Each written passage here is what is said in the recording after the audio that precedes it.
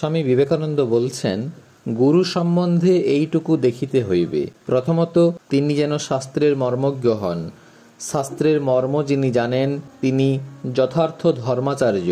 শাস্ত্রের শব্দজাল যেন এক মহারণ্য, মানুষ নিজেকে উহার ভিতর হারাইয়া ফেলে পথ খুঁজিয়া পায় না। শব্দ যোজনা, সুন্দর ভাষায় বক্তৃতা ও শাস্ত্রমর্ম ব্যাখ্যা করিবার বিভিন্ন উপায়, পণ্ডিতদিগের বিচার ও আমাদের বিষয় মাত্র উহা দ্বারা সিদ্ধি বা মুক্তি লাভের সহায়তা হয় না।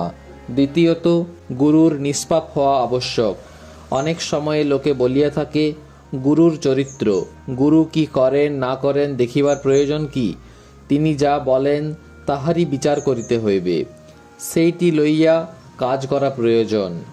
এ কথা ঠিক নয়। গতিবিজ্ঞান, রসায়ন বিজ্ঞান বা অন্য কোনো জড়বিজ্ঞানের শিক্ষক যে কেহ হন না কেন কিছু যায় আসে না, কারণ উহাতে কেবল বুদ্ধিবৃত্তির প্রয়োজন হয়।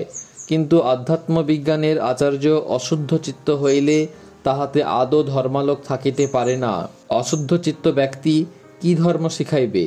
নিজে আধ্যাত্মিক সত্য উপলব্ধি করিবার বা অপরে শক্তি সঞ্চার করিবার একমাত্র উপায় হৃদয় ও মনের পবিত্রতা। যতদিন না চিত্তশুদ্ধি হয় ততদিন ভগবত দর্শন বা সেই অতীন্দ্রিয় সত্তার আভাস জ্ঞানও অসম্ভব। সুতরাং ধর্মাচার্যের সম্বন্ধে প্রথম তিনি কি চরিত্রের লোক তাহা দেখা আবশ্যক, তারপর তিনি কি বলেন তাহাও দেখিতে হইবে। তাহার সম্পূর্ণরূপে শুদ্ধ চিত্ত হওয়া আবশ্যক, তবেই তাহার কথার প্রকৃত একটা গুরুত্ব থাকে, কারণ তাহা হইলেই তিনি প্রকৃত শক্তি সঞ্চারকের যোগ্য হইতে পারেন।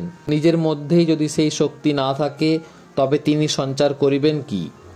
গুরুর মন এরূপ প্রবল আধ্যাত্মিক স্পন্দন বিশিষ্ট হওয়া চাই যে তাহা যেন সমবেদনাবশে শিষ্যে সঞ্চারিত হইয়া যায়। গুরুর বাস্তবিক কার্যই এই কিছু সঞ্চার করা, কেবল শিষ্যের বুদ্ধিশক্তি বা অন্য কোনো শক্তি উত্তেজিত করিয়ে দেওয়া নয়।